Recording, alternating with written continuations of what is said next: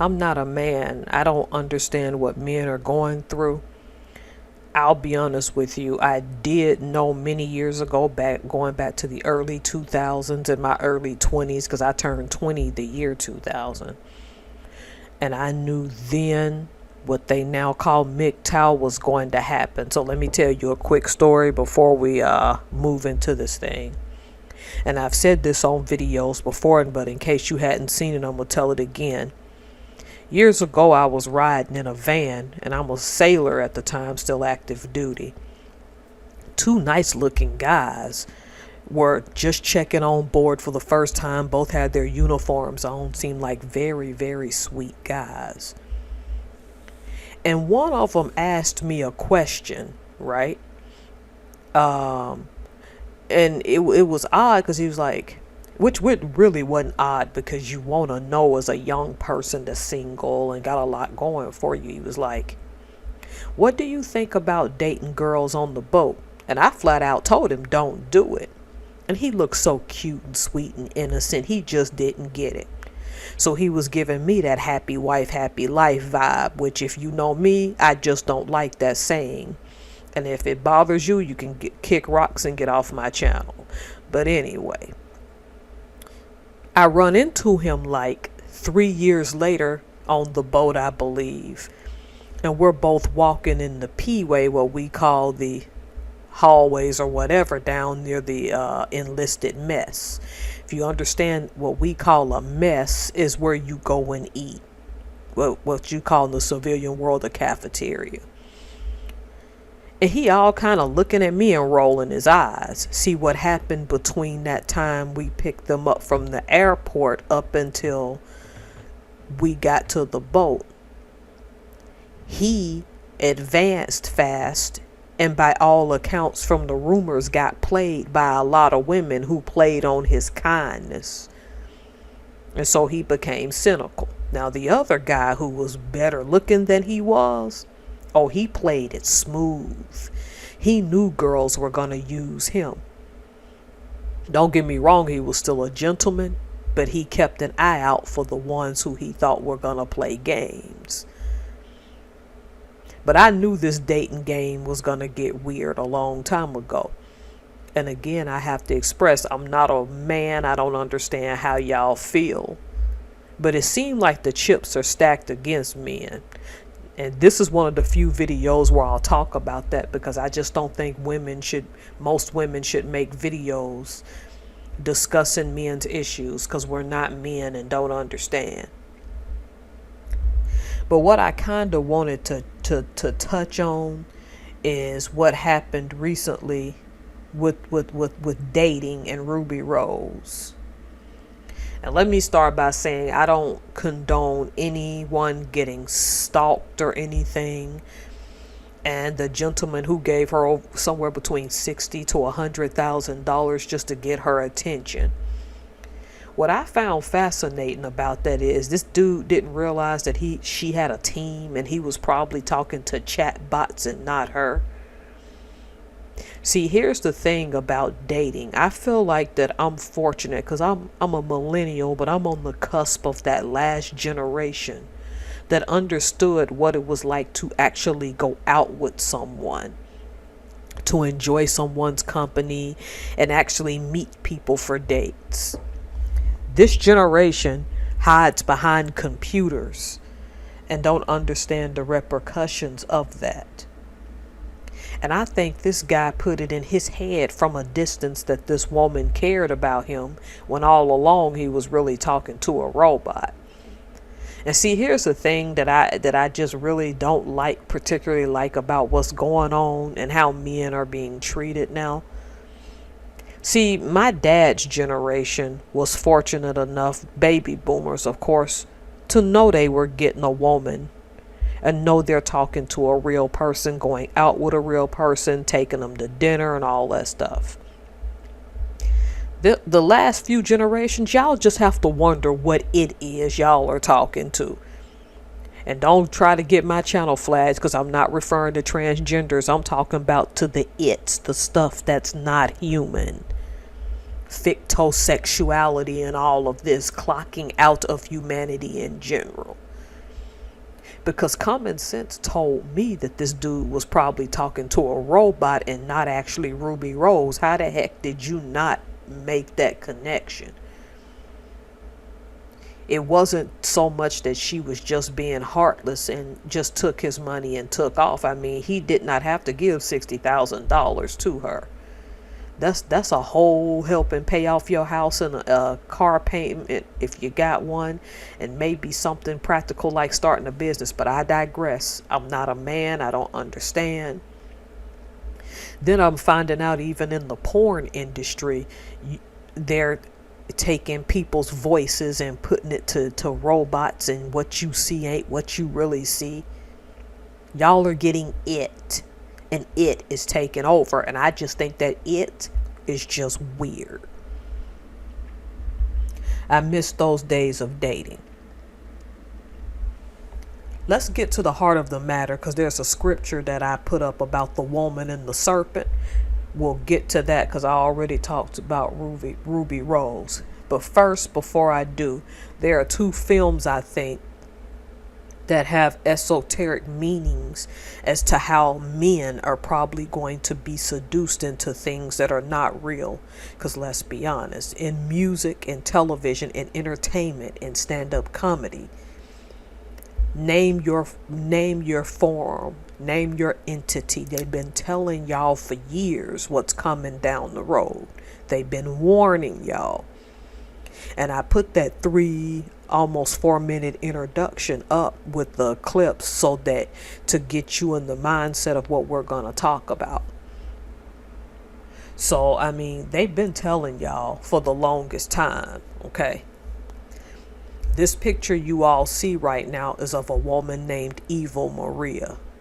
She should be very familiar to you guys from a film back in 1927 called Metropolis. On the surface in that film, and I'm not going to tell you everything because it's a silent film by a German director named Fritz Lang. 1927, again, I encourage you to go look that film up and watch it. Get you some popcorn, sit there and take the esoteric meaning. Because I think it's no coincidence that they used a woman as a form of brainwashing as a robot to be a seductress in a time when the masses were being oppressed in that film. And I put images of cities up in all those clips to give you a demonstration. If you want to know the esoteric meaning of what they were telling men and how they were going to seduce you with modernity, that film is the best. And the reason that I tell everybody to watch that one in particular is because we're coming up on 100 years of the significance, because that is one of the most well-known silent films that there is, made by a German guy. It went all over the world, which was rare considering Hollywood, even by that standards, was the it. But that movie was just fascinating for people at the time. Some people say it was a flop. But then when you go and watch its esoteric meaning and what they were telling you about men, you'll understand why it was played. The second film I want everyone to go see, if you guys remember in 2002, because this film is like about over 20 years old now, there was a film called Simone. And it's about a guy, I think, who's a director that wanted to make a movie, but the actress quit. And so he created a woman through computer with whom he put in Hollywood films. And then she went viral. And then he had to go get a real human because people were so fascinated with her. So people were going to theaters praising an it and didn't know that it didn't really exist. But just like Eva Maria from 1927 in Metropolis, they had to use a woman, an attractive woman who fits an ideal. And this is where it goes back to what I was telling you all about the woman and the serpent. And you'll say, what does this have to do with some Hollywood films? Because it doesn't make any sense. It makes perfectly good sense. See, in the time of creation, in the days of Adam and Eve, the antediluvian period, which I may make a video about that as well, people were very evil. It's weird to me that people romanticize the ancient times, because what's so romantic about Nephilim? What's so romantic about society's acceptance of passing children through the fire? What's so accepting about when Dinah got raped and, oh, I'll marry the woman that I raped? It was a violation. If you want to know the beginning, you have to know Genesis. In order to understand how all of this is going to end, you have to go back to the disobedience of the original sin. If by now you haven't caught on to what I'm saying, I'm going to get to the meat and potatoes of what this is about. See, the thing about it is, Eve ate of that fruit first. And why is that significant?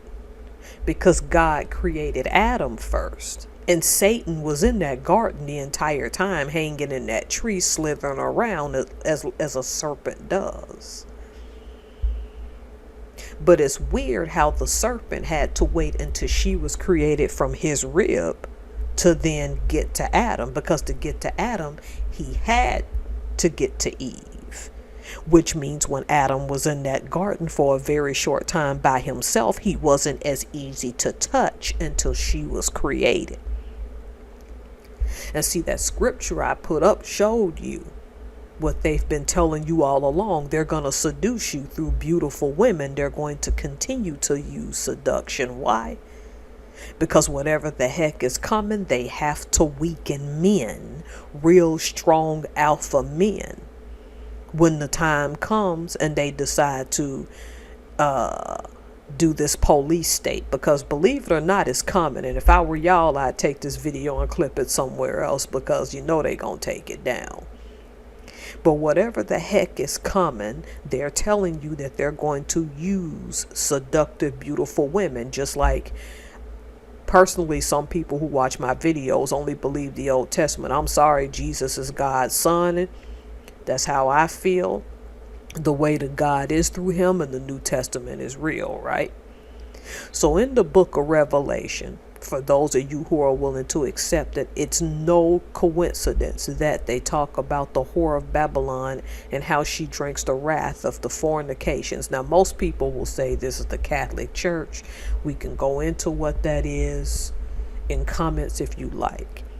But the problem is the personification, of seduction comes through a woman. God warned y'all this in the beginning, that serpent and that woman are always going to be at each other, and strong men are going to pay. What I'm saying is that it's not a coincidence, the things that are happening now, because in order for the system to collapse, they have to weaken strong men. Think I'm lying? Why do you think we have what's called male feminist right now? Men getting online, pandering to women, willingly telling you, showing their face, talking about, I'm a male feminist and women are this and this, and girls rule the world, and la la la. Why do you think they're doing that? Evil Maria, if you look at her, because there are a lot of meanings you can take from Metropolis. There are a lot of meanings you can take from that film Simone. I'm telling y'all got to go watch Simone. They're entertaining you, but at the same time, they have been telling you for decades, we can now say 100 years, what they were gonna do. I'm telling y'all, you gotta go watch Metropolis, and you gotta go watch Simone. That's 2002. When you go and see the esoteric meanings of both of those movies, they were low-key saying, in order to trample society, we have to crush strong men. MGTOW is not a weakness, I don't believe. MGTOW is a response to something that men know is happening. And again, this isn't a topic I'm going to touch on too much, because I just don't, in general, think that women should speak on men's behalf most of the time. We don't understand your plight. We don't understand your circumstances. But we're in what's called that fourth wave of feminism, because technically, if you go do your research, the Me Too movement is classified in what's called the fourth wave. Look at feminism itself. Its nature was to be anti-men. It's no coincidence that Metropolis became a thing during the second wave feminism, and then 2002 film Simone became a thing in the third wave of feminism. The seducing of man through using women's bodies in wildly ways is how they think they're going to take society down. And the bad news is the men who are not MGTOW have already fallen for it, not realizing what it is. And in essence, it's going to make it bad. But if you're Bible believing and you understand the relationship and the dynamic between that woman and the serpent, then you understand why Eva Maria is the way she is. You understand why Simone was created.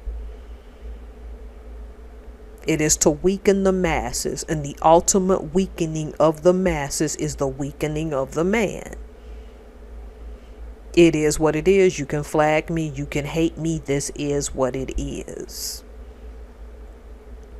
I encourage you, go watch Metropolis. I also encourage you, please go and watch Simone and pay attention to the meanings as how it pertains to the seducing of masses through seductive women.